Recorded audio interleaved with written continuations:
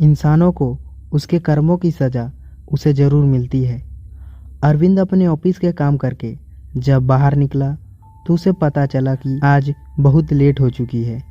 वे 8 बजे वाली local train पकड़ के घर जाता था, लेकिन आज उसे बहुत देर हो चुकी थी।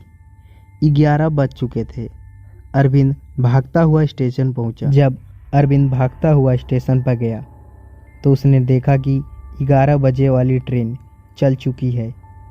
अरविंद भागता हुआ गया और ट्रेन के आखिरी डब्बे में घुस गया और जाकर खिड़की के पास बैठ गया। इतनी तेज़ी से दौड़ा था कि वह पूरा हाँफ गया था। वह किसी से पानी मांगने के लिए नज़र घुमाया तो उस डिब्बे में कोई नहीं था। पूरा डिब्बा ऐसे खाली पड़ा था। अरविंद को लगा कि इतनी रात हो चुकी है, शायद इसलिए यहाँ पर कोई और नहीं है। कुछ देर ऐसे ही बैठे रहा। उसके बाद उसने अपना हेडफोन निकाला और कान में लगाकर गाने सुनने लगा। कुछ देर गाने सुनने के बाद उसे नींद आ गई। अरविंद अपने पलके झुकाए सो रहा था। तभी अगला स्टेशन आया, लेकिन अरविंद की आंख नहीं खुली। कुछ दूर आगे जाने के बाद उसकी आंख खुली। तब उसने देखा कि पूरा डब्बा लोगों से खचाखच भरा हुआ था। अरविंद को अब ये बात समझ नहीं आ रही थी कि एक स्टेशन से इतने सारे लोग कैसे चढ़ सकते हैं। कुछ ही देर में ऐसे ही लोगों को देखता रहा। कुछ अखबार पढ़ रहे थे और कुछ लोग हेडफोन लगाए हुए थे। अरविंद कुछ देर तो लोगों को यूं ही घूरता रहा और उसके बाद वह फिर से सो गया। कुछ देर बाद जब उसकी आंखें वापस खुली तो फिर से पूरा डब्बा खाली था। उस डब्बे में अरविंद के अलावा और दूसरा कोई नहीं था। उसने पीछे देखा तो एक आदमी खैनी मल रहा था। अरविंद ने उस आदमी से पूछा कि अभी तो पूरे डब्बे में आदमी भरे हुए थे और अचानक ये सब कहाँ गायब हो गए। उस आदमी ने कहा कि 20 साल से इसी ट्रेन से जाता हूँ और इस डब्बे में भाई साहब कोई आदमी तो क्या एक चींटी भी नहीं घुसती। इसके बाद अरविंद पूछा कि आप ऐसा क्यों कह रहे हैं। तब उस आदमी ने कहा कि आज से 20 साल पहले मैंने भी वही गलती की थी जो आपने की है। 20 साल पहले मैं भी इसी स्टेशन से इस डब्बे में चढ़ा था तो पूरा डब्बा खाली था। मैं खिड़की के पास जाकर बैठ गया। उस समय बाहर बारिश भी हो रही थी और ठंडी ठंडी हवाएं भी चल रही थी। मुझे नींद आ गई और मैं कुछ देर के लिए सो गया। जब कुछ देर बाद मेरी आंखें खुली तो मेरे सामने बहुत सारे आदमी बैठे हुए थे जो कि किताब पढ़ रहे थे। उन सब का चेहरा किताबों से ढका हुआ था। मैं भी खिड़की से बाहर देख रहा था और फिर जैसे ही मैंने उनकी तरफ देखा तो मैं एकदम से डर गया। उन सब के सरों से खून बह रहा था। ऐसा लग रहा था जैसे किसी ने उनका सिर किसी भारी वजनदार चीज से कुचल दिया हो। उसका चेहरा एकदम भयानक सा लग रहा था। मैं उसे देखकर पूरा डर गया और चीखने लगा। तभी उस आदमी ने मेरे कंधे पर हाथ रखते हुए कहा, क्या हुआ भाई साहब, आप चीख क्यों रहे हो। मैंने उसकी ओर देखा। जब मैंने उस आदमी की तरफ देखा तो वह आदमी एकदम नॉर्मल हो चुका था और उसके सर से ना तो खून बह रहा था ना ही कुछ। वह आदमी एकदम नॉर्मल था। उसके बाद उसने मुझे पानी का बोतल देते हुए कहा, ये लीजिए भाई साहब, पानी पी लीजिए। उसकी ओर देखने के बाद मुझे लगा कि यह मेरा वहम था। मैंने उस आदमी से पानी की बोतल लिया और दरवाजे के पास जाकर अपना चेहरा धोने लगा। मुंह धोने के बाद मैंने पानी पिया और वापस अपनी सीट के पास आ गया और मैंने बोतल देने के लिए उसकी ओर हाथ बढ़ाया तो वह आदमी अचानक से न वहाँ गायब हो गया। वह वहाँ पर कहीं नहीं था। मैं इधर उधर उस आदमी को ढूंढ रहा था, लेकिन वह मुझे कहीं नहीं मिल रहा था। अब मैं पूरा घबरा गया था। अभी अपने सीट पर मैं बैठा ही था कि तभी उस आदमी की आवाज़ आई, अरे भाई साहब, मैं यहाँ हूँ दरवाजे के पास। मैं दरवाजे के पास गया और उसे जैसे ही पानी की बोतल देने के लिए बढ़ा, वे ट्रेन से सीधे नीचे कूद गया। अब मैं खुद को चिल्लाने से रोक नहीं पाया और पूरा डर चुका था। ये क्या हो रहा था मेरे साथ, मुझे कुछ समझ नहीं आ रहा था। अब मैं धीरे धीरे वापस आके दरवाजे के सीट के पास बैठ गया। तभी एक आवाज़ आई, अरे भाई साहब, मेरी बोतल दीजिए। यह आवाज़ उसी आदमी की थी जो अभी अभी कुछ देर पहले ही मेरी आंखों के सामने चलती हुई ट्रेन से नीचे कूद गया था। मैंने पीछे मुड़कर देखा तो वही आदमी मेरे पीछे खड़ा था।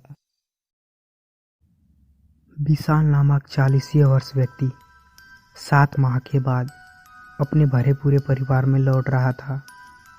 विशाल शहर से बाहर नौकरी किया करता था।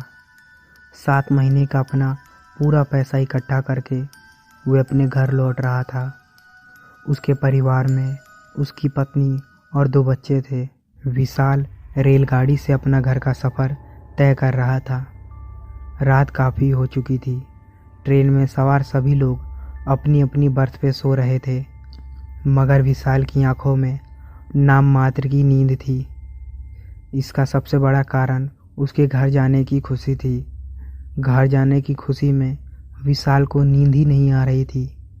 विशाल के अलावा एक व्यक्ति ऐसा और भी था जो कि सो नहीं रहा था और विशाल की बर्थ के सामने ही वे व्यक्ति बैठा हुआ था। अपने सामने चुपचाप बैठे व्यक्ति को जब विशाल ने देखा तो पता चला कि वो व्यक्ति ड्रैकुला की कहानी पढ़ रहा है। विशाल को लगा कि उसके सामने जो व्यक्ति बैठा है वह किताब पढ़ने के माध्यम से अपना वक्त बिता रहा है। शायद उसे भी नींद नहीं आ रही है। विशाल को लगा कि वह क्यों ना अपने सामने बैठे व्यक्ति से बातचीत करे और अपना समय गुजारे। इसी इरादे के साथ विशाल ने उसे पुकारा, भाई साहब। किताब पढ़ रहे व्यक्ति ने उसकी आवाज़ को अनसुना करके उसकी ओर ध्यान नहीं दिया। विशाल ने फिर से कहा, अरे भाई साहब। दूसरी आवाज़ पर उसने किताब नीचे करके विशाल को सपाट दृष्टि से देखा। उसके चेहरे पर भी सपाट भाव दिख रहा था। इस बार विशाल तनिक संकोच के साथ बोला, मैंने आपको डिस्टर्ब तो नहीं किया? सामने बैठा व्यक्ति ने बोला, नहीं। विशाल मुस्कुराकर उससे बात करने का सिलसिला जारी रखते हुए बोला, आपका नाम क्या है? उस व्यक्ति ने बोला, मेरा नाम सूर्य प्रताप है। ओह, विशाल ने हल्के से सांस छोड़ते हुए कहा, क्या आप भी अपने घर जा रहे हैं? सूर्य प्रताप ने कहा, नहीं। तो फिर विशाल ने कहा, तो आप अपने घर के काम से कहीं जा रहे हैं? प्रताप ने उसे इस नज़र से देखा कि मानो वो कुछ ना कहना चाहता हो। फिर विशाल ने बोला, मैं आज 7 महीने के बाद अपने घर लौट रहा हूँ। अपने परिवार से मिलने की खुशी में मुझे नींद नहीं आ रही, इसलिए मैंने सोचा कि आपसे थोड़ा बात कर लूँ। प्रताप कुछ नहीं बोल रहा था, बस उसकी बात पे सिर हिला रहा था, मानो विशाल की बातों पे सहमति जगा रहा हो। प्रताप के हाव भाव से साफ जाहिर हो रहा था कि वह बात करने के मूड में बिल्कुल नहीं है, मगर आज तो विशाल चुप रहने के मूड में ही नहीं था। विशाल ने बोला, भाई साहब, क्या आप भूत प्रेत पे विश्वास करते हैं? प्रताप ने बोला, हाँ। विशाल ने बोला, मगर कैसे? क्या आपने कभी किसी भूत या प्रेत को अपनी आंखों से देखा है? विशाल की बात सुनकर प्रताप ने उसकी तरफ देखा, मानो प्रताप उससे कुछ कहना चाहता हो, मगर ऐसा बिल्कुल नहीं था। प्रताप ने विशाल से कुछ नहीं कहा और उसके बाद प्रताप ने किताब अपने चेहरे के सामने ले ली और पढ़ने लगा। विशाल ने जब प्रताप को बुक से अपना चेहरा छुपाते देखा तो विशाल संकोच में पड़ गया कि वह उससे कोई बात क्यों नहीं कर रहा है और अपना चेहरा किताब से क्यों छिपा रहा है। इस बार विशाल ने भरपूर संकोच भरे स्वर में कहा, आपने मेरी बात का कोई जवाब नहीं दिया भाई साहब। जवाब के रूप में प्रताप ने अपने चेहरे के आगे लगी किताब हटाई। किताब को हटते ही विशाल उसका चेहरा देखकर बहुत ज़्यादा डर गया। प्रताप का चेहरा इतना डरावना हो गया था कि यदि कोई बच्चा या कोई आदमी उसे देख ले तो वहीं अपना दम तोड़ दे। उसका चेहरा इतना विशाल और इतना डरावना दिख रहा था कि दुनिया भर में वैसा चेहरा कभी हो ही ना। विशाल की दोनों हथेलियाँ बर्थ पे इस तरीके से सट गई थी मानो वे उसके सहारे उठकर खड़ा होना चाहता है। उसकी पीठ पिछले भाग से सट गई थी, यहाँ तक कि उसकी आवाज़ भी नहीं निकल पा रही थी। विशाल जान गया था कि उसके सामने मौजूद प्रताप कोई मनुष्य नहीं है बल्कि एक भूत है। विशाल बेबस होकर अपने स्थान पर वैसे ही बैठा रहा। वे कुछ भी नहीं कर पा रहा था। उसके सामने बैठा डरावना चेहरा, वे लंबे लंबे दांत वाला प्रेत ठहाके लगाकर हंसने लगा और बोला, अब तुम्हें विश्वास हो गया होगा कि आज के समय में भी भूत प्रेत जैसी चीज़ें मौजूद है। विशाल ने डरते हुए बोला, क्या तुम सच में भूत हो? फिर वे प्रेत गुस्सा होकर बोला, अभी भी तुझे यकीन नहीं है मूर्ख। कोई बात नहीं, जब मैं तेरा खून पीऊँगा तब तुझे यकीन आ जाएगा। विशाल रोते हुए बोला, नहीं नहीं, मुझे मत मारो। मेरे 2 बच्चे और मेरी पत्नी घर पे मेरा इंतज़ार कर रही हैं। अगर मैं मर गया तो उनका सहारा छिन जाएगा। मुझे जाने दो। कहते हुए विशाल अपने स्थान से सरकने लगा। वह भूत उसे देखकर मुस्कुराता रहा। विशाल भागने के चक्कर में अपने स्थान से फुर्ती के साथ उठा और दौड़ पड़ा। विशाल को भागता देख उस भूत ने अपने एक हाथ लंबा किया और विशाल की गर्दन पकड़ ली और अपनी तरफ घसीट लिया।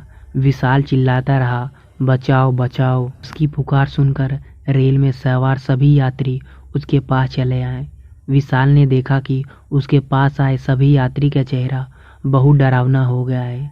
अब उसे समझने में ये ज़्यादा वक्त नहीं लगा कि ट्रेन में सवार सभी यात्री इंसान नहीं हैं बल्कि भूत और प्रेत हैं। पूरा रेलगाड़ी भूत और प्रेतों से भरा हुआ था। फिर आहिस्ता आहिस्ता विशाल को चारों ओर से भूतों ने घेर लिया। इस चक्रव्यूह में फंसने के बाद विशाल को हार्ट अटैक आ गया। इसके साथ सारे भूत विशाल का खून पीने लगे और साथ में उसकी बोटी नोच नोच कर खा गए।